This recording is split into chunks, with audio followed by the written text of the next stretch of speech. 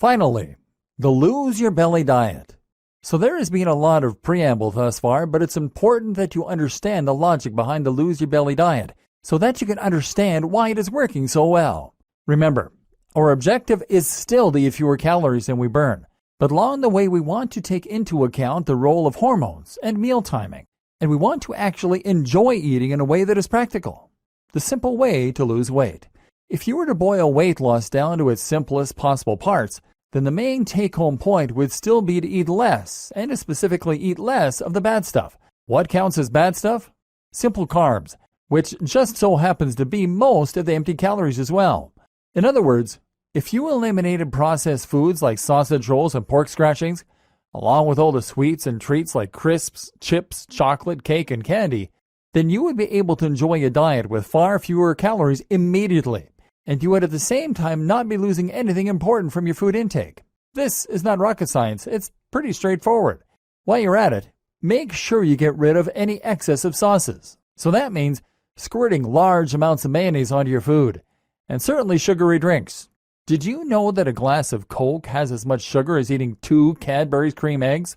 So remove the bad stuff, and where possible, just replace it with a vegetable like a carrot or fruit like a banana.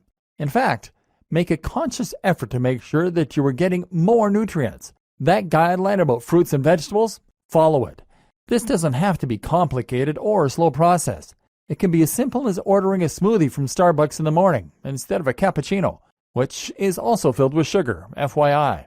Even if it just means taking a vitamin tablet, this is one of the most important points I want to ram home. Once you start getting more nutrients in your diet, you will start to feel more energetic, more lively, and much more positive.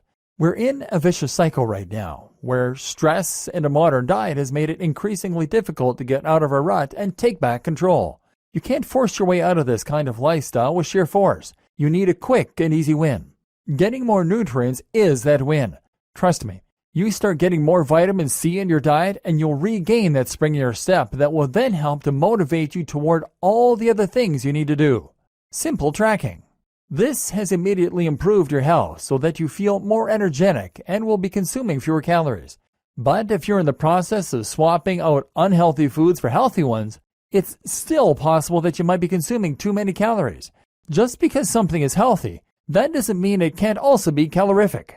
And just because something is healthy, that doesn't mean it can't make you fat. The perfect example is the avocado. This is absolutely packed with goodness and is a great healthy fat that will slowly release sugar throughout the day.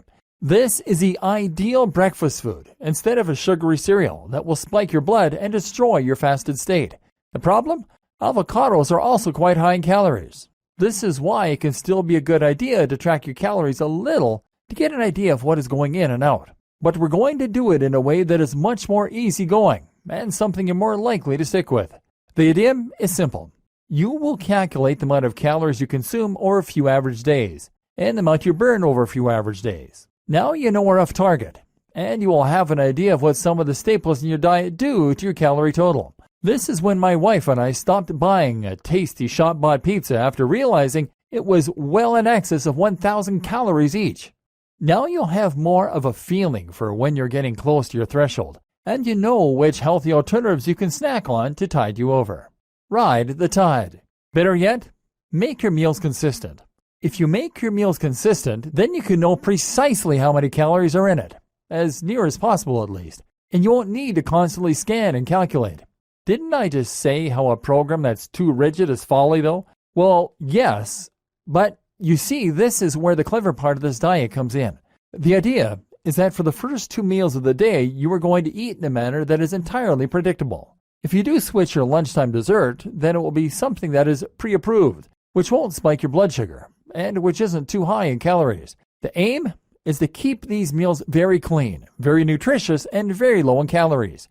They should also be things that satisfy you, though, and things that you can easily acquire and prepare. If that means buying from a salad bar or similar, then so be it. This might seem miserable, eating the same 2 meals every single day, but actually it is the precise opposite.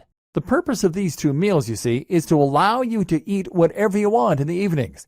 If you know that you have only consumed 500 to 700 calories by dinner, then that means that you can go all out without worrying much at all and still remain under your target. Most people do not view lunch and breakfast as social in the same way.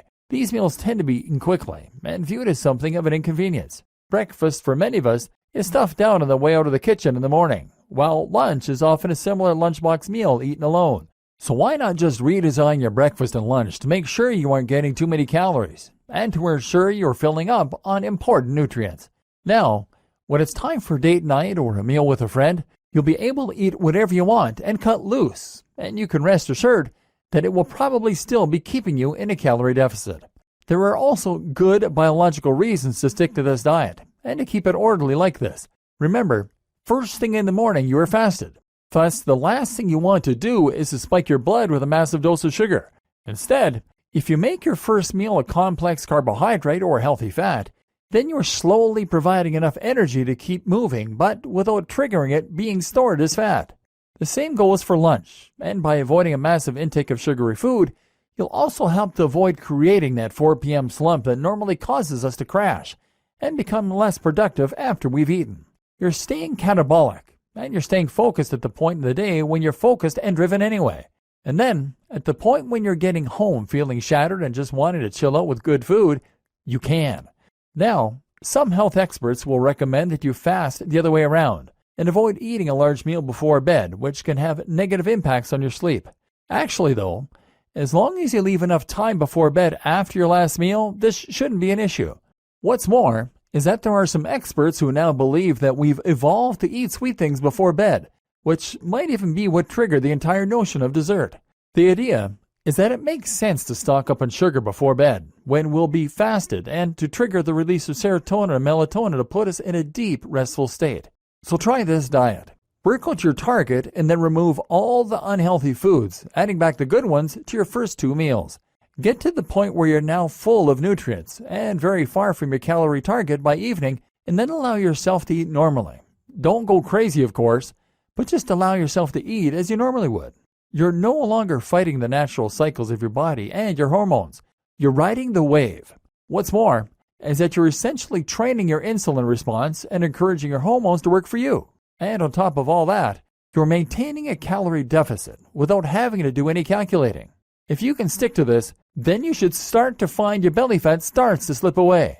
But don't go away just yet, because in the next video, we'll look at how you can make this easier on yourself and how you can enhance the look of that stomach and your overall appearance.